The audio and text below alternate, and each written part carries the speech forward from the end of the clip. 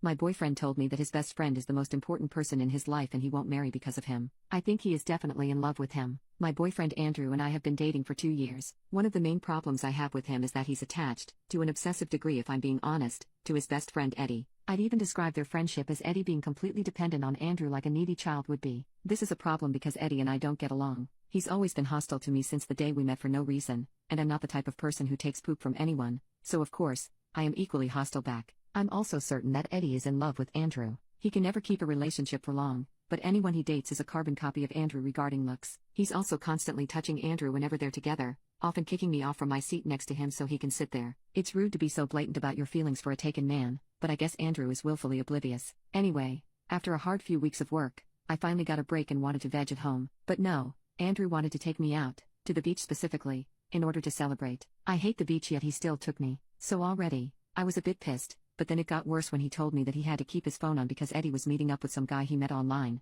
and Andrew was scared the guy was bad news. I was shocked. Eddie's a grown man. He can care for himself, but I told myself I'd be reasonable. That was a big mistake because, sure enough, 2 hours in, guess who calls? None other than Eddie begging Andrew to come and get him because he's scared for his safety. I saw red. Somehow, a grown adult can't get home by himself and has to wait for my boyfriend to get him despite said boyfriend being 30 minutes away. He could have called an Uber or asked the staff at the bar for help, but instead, he decided to ruin our date. I cussed my boyfriend out, but he gave no SHTS and dropped everything to go to him, leaving me stranded with no ride at a beach I didn't want to be at. He ran to the car and dipped while I raged at him. He didn't let me go because he didn't want to stress Eddie out more since he knew we didn't like each other. I've decided to block him, and he can make a grand gesture to win me back, or I'm done. Still, I'm not sure what to do. Even if he does take me back, how can I know he won't do this again? At the same time, besides his weird friendship with Eddie, he's the perfect boyfriend. Update, though I blocked Andrew, we shared some friends, and they told me he desperately wanted to contact me, but he would respect my wishes if I said no.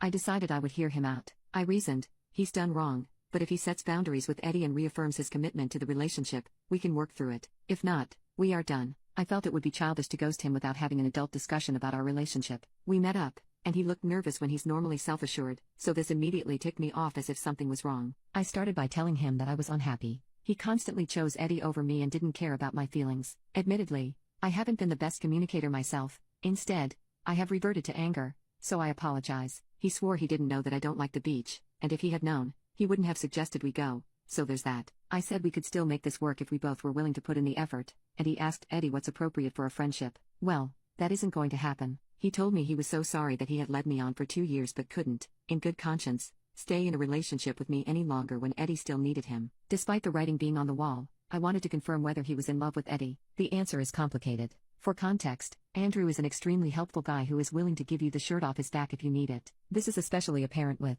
Eddie. I had a suspicion that Eddie has some sort of mental illness, but I didn't know the extent until Andrew shared that Eddie's very depressed and has attempted in the past. Andrew stopped him before it got to that point, and Andrew's felt this obsessive need to protect and care for him since. In Andrew's words, Eddie is very fragile and needs him. He swears up and down that nothing romantic has ever happened with them, whether kissing or anything more, which I believe. Still, Eddie is the most important person in his life and will always be according to him. When we got into a relationship, he had convinced himself that he could have 2 most important people, but that isn't the case, and he only just realized now, 2 years down the line. I asked him what would happen if he wanted his own family, and he said that he wouldn't marry anyone or have kids because it wouldn't be fair to anyone involved, despite saying how much he wanted a family in the past. I suppose that was a lie, or maybe he only wants a family with Eddie, I don't know. So yeah, Andrew is so obsessed with Eddie that he's sacrificing the chance to have a family. And to answer whether he is in love with Eddie, he says he is straight, but he's never felt anything like when he's around Eddie, though now that I write this, I think it could be because they have a codependent relationship. I'm not fully convinced he's in love with Eddie in a romantic way,